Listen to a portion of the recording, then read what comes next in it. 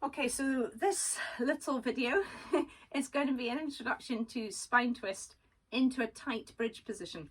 This is great for firing up your obliques and getting you to really focus on what they do in your body, the twisting motion that they do.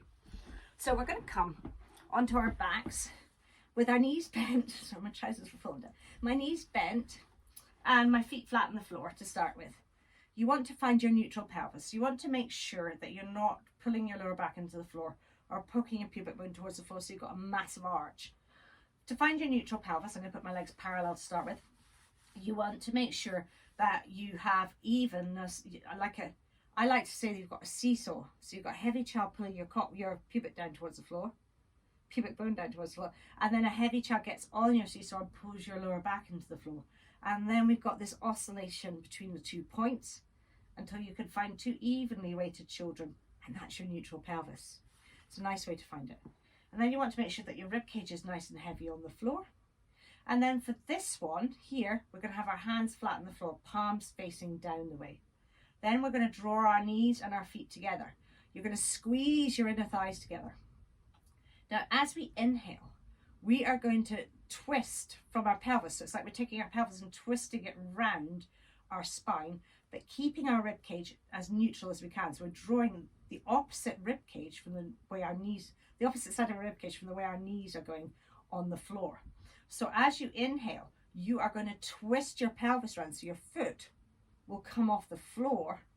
You want to keep your rib cage drawn this way, your shoulders nice and heavy on the floor. Eyes straight up towards the ceiling. I know I keep looking at you, but eyes straight up towards the ceiling. You want to make sure your knees stay glued together, squeezing those inner thighs.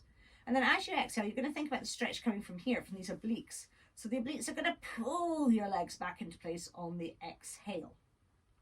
We're going to do 3 to each side. So inhaling and exhaling, drawing it back. Last one, inhaling, exhaling, drawing it back, squeezing those inner thighs. And then you're going to do your apnea breath. Once you've established your apnea breath, you're going to tilt your pelvis a little, just so you can feel the back of your pelvis drawing into the floor. And then you're going to press your knees over your feet at the front. And we're aiming, squeezing your inner thighs together, dragging your heels back. So we really start to engage these legs. You're aiming to have your knees, your hips, and your shoulders in a beautiful straight line. You don't want to be pushing your hips forward here. Or you want to really be thinking about drawing your pelvis up the way and dropping your ribs down the way almost while in that rib opening. Then you're going to hold it here. You're going to inhale in the position and feel the nice long stretch. Yeah.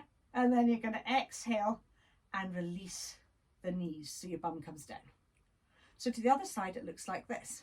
We inhale, come over, making sure our knees are glued together, drawing back with this rib cage.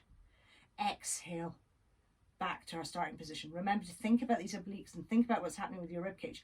So as your knees come over, the rib cage is pulling this way. And as your knees come back, we're thinking about drawing them back from these obliques, these abdominal muscles, yeah? And again, inhale for your 3rd time. And then exhale, squeeze those inner thighs together. Exhale, drawing it back. Pause. Open your ribs. Tilt your pelvis. Squeeze those thighs and press yourself up. Good. Hold your apnea breath. Thinking about pelvis being a little bit higher, rib cage being in line. So we're line all the way down. Like somebody's pulling us along this line.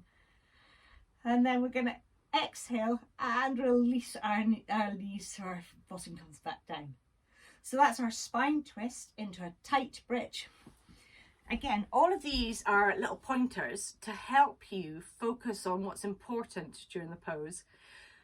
Because when I try and get a rhythm with the counting, I can't always give you all the cues that you need. So it's always good to have a quick look back over these to help keep you straight. See you soon. Take care.